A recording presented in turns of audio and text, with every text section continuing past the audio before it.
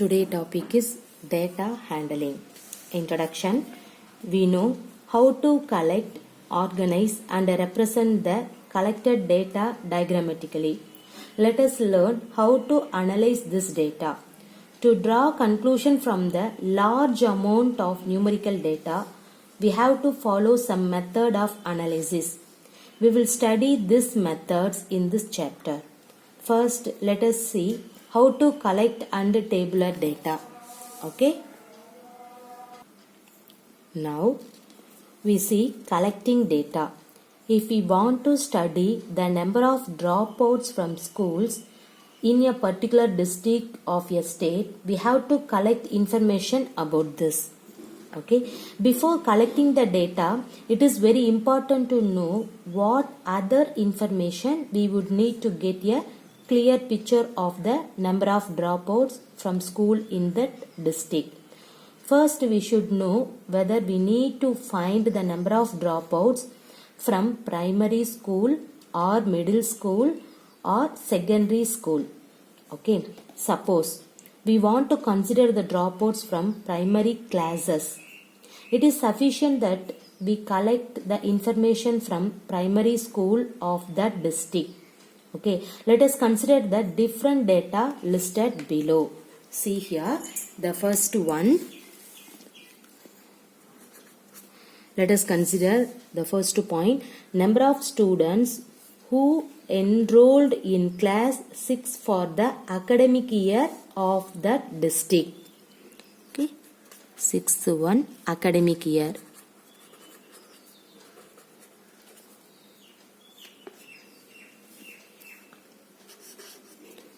Next point, number of students who were studying in class 5 in the previous year in that district. Okay, 5th standard student, previous year.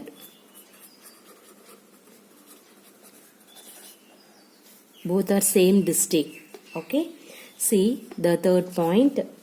Number of students who were studying in class 5 and the number of students who enrolled in class 6 in different schools from the next year in that state. Okay, see here, number of students who were studying in the class 5 and the number of students who enrolled in the class 6. Okay, in different school from the next year in that state.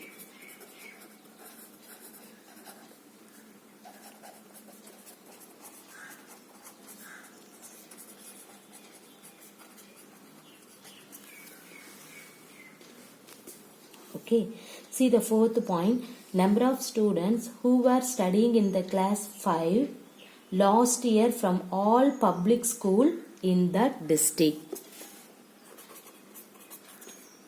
Public school. Both are same district. Okay. See, since we have to study about the number of dropouts from primary classes, it is not sufficient to collect the information only for the current year and draw some conclusion. Also, we will not get the valid information if we restrict our study to public school alone. Okay, the third option given in the list is the most appropriate as it gives the number of students who were studying in class 5 and the number of students who enrolled in class 6 for the next year. To draw conclusions from the data and to take steps based on this analysis, it is very important to know that what type of data and how much of the data has to be collected. It is not easy to come to any conclusion from a large amount of numerical data. So the data needs to be organized in a proper manner to get a better understanding. Okay. See, now you have to see the organization of data.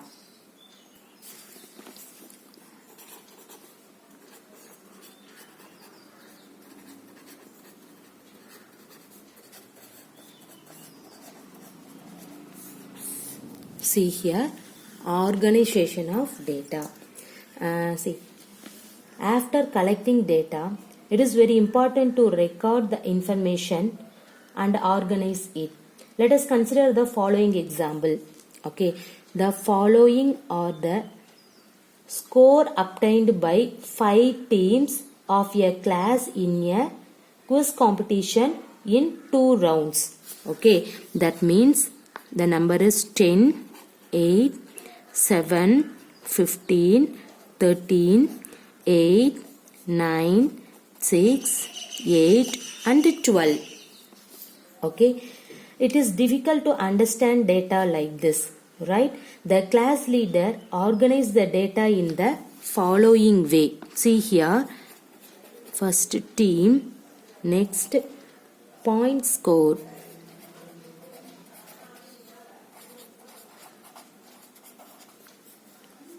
See here, team name A, 10, 8, B, 8, 9, C, 7, 6, D, 15, 8, and then E, 13, 12. Okay, even now it is not easy to understand the performance of the teams. The teachers was not able to announce which team was the best and which of the team qualified for the next round. Later, the teacher asked the class leader to organize the data in the following way. Okay, see, and that one is, see, team,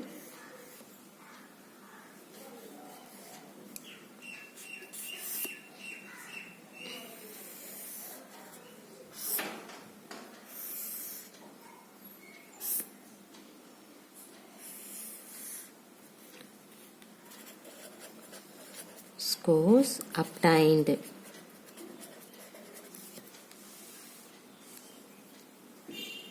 Round 1,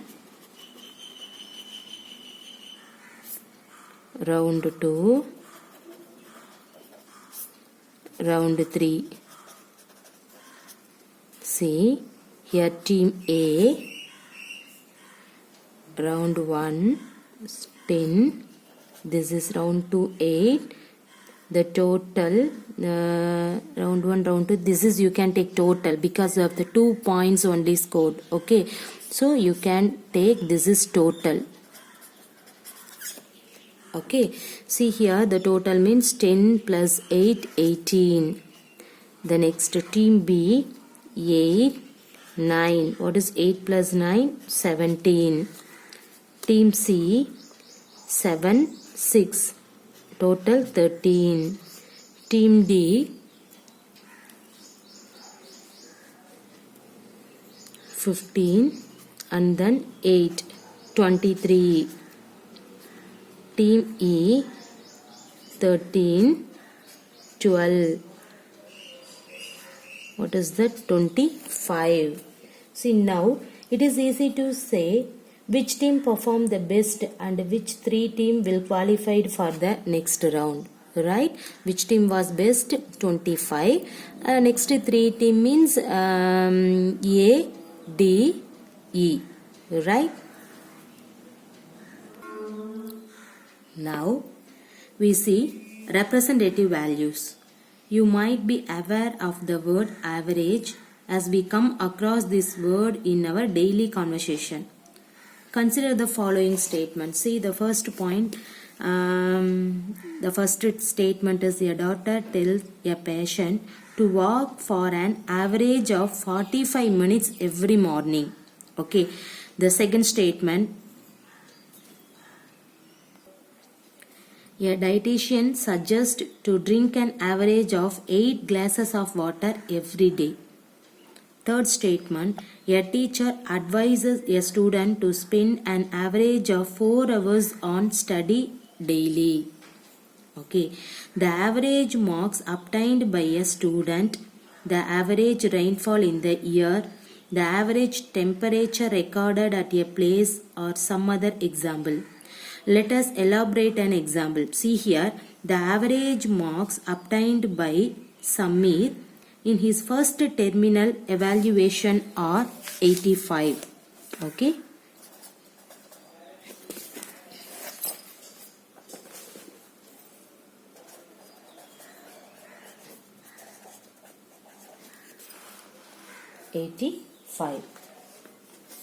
This does not mean that he obtained 85 marks in all the subject.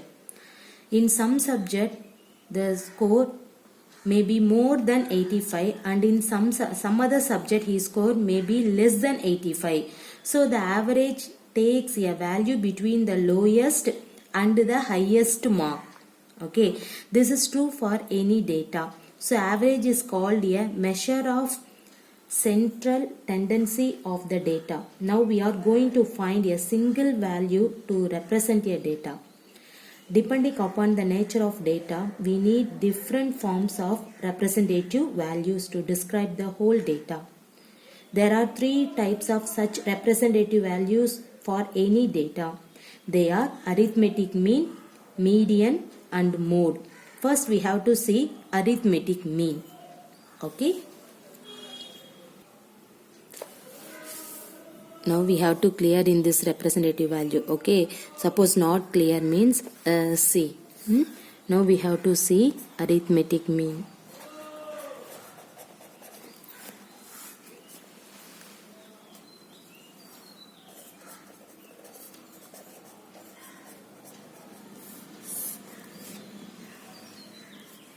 Okay. Arithmetic mean or simple mean is considered as the most common representative value of a group of data. Let us consider the following example to understand this representative value in detail. Okay. See one example. Ruba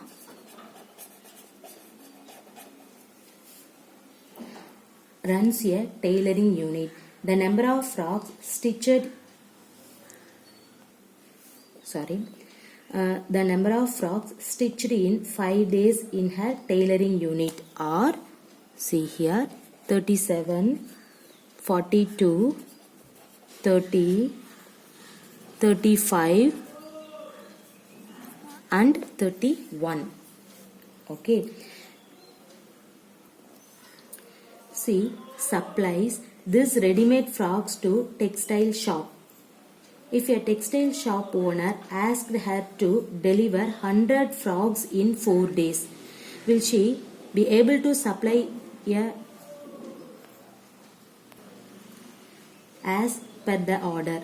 In such situation, we should know how many frocks can be produced in a day on an average. First, we will find the total number of frocks stitched in 5 days.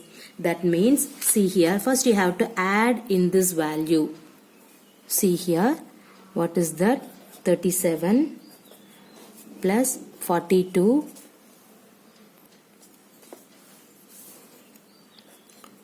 plus 30 plus 35 plus 31 is equal to, now you can add, see, 7 plus 2 9, 9 plus 5 14, 14 plus 1 15. The remainder 1, 1 plus 3 4, 4 plus 4 8, 8 plus 3 11, 11 plus 3 14, 14 plus 3 17.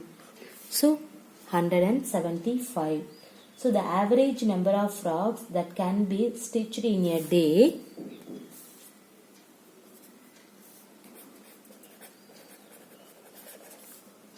(175 by 1, 2, 3, 4, 5). So you have to put divided by 5. So what will you get? 3 5s are 15, remainder 2, 25 means 5 5s are 25. So the average number of frocks that can be stitched in a day, 35 frocks. Okay. Do you think Ruba will be able to supply 100 frocks in 4 days? To find the number of frocks that can be stitched in a day, we calculate the total number of frocks stitched in 5 days and then sum is divided by the number of days. This representative value is called the arithmetic mean. That means we can say AM or simple mean. So we can calculate mean as follows. See the formula, that is very important. Mean is equal to sum of all observation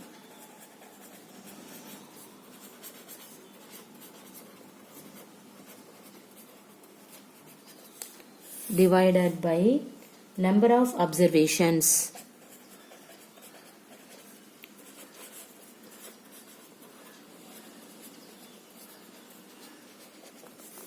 Okay, this is the mean formula. Sum of all observation divided by number of observations. That means mean can be defined as a representative value of a data which is obtained by dividing the sum of all observation by the number of observations. Next one.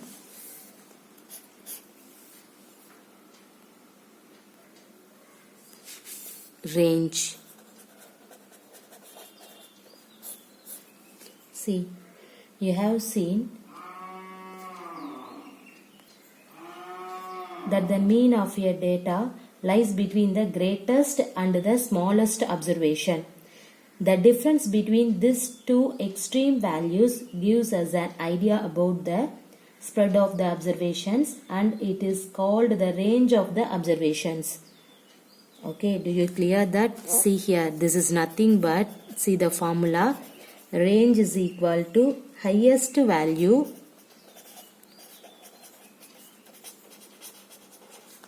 minus lowest value. That's it. Okay, this is the range formula. Okay, see, arithmetic mean means sum of all observation divided by number of observations. See here, the given observation is in that one. See, sum means you can add. Okay, you can add. Okay, all observation divided by number of observation. Now you have to count the number 1, 2, 3, 4, 5. So in that 5 you have to put. Simplifying in that one, you will get the average, that is called the mean. Okay, next, range. The range is nothing but you have to find it at the highest value and then lowest value. Then you have to subtract highest value to lowest value. So highest value minus lowest value is called the range. Everybody clear? Now see one example. See here, you can take 15, 30, 13, 18, 19. Now you have to calculate the range of in this point. Okay, see here, range is equal to, which one is the highest value? 30. So put 30 minus lowest value. Which is the lowest value? 13. Okay, see, what is 30 minus 13? 17. So range equal to 17. Everybody clear? Okay, mean means sum of all observation by number of observation. Range means highest value minus lowest value. Okay.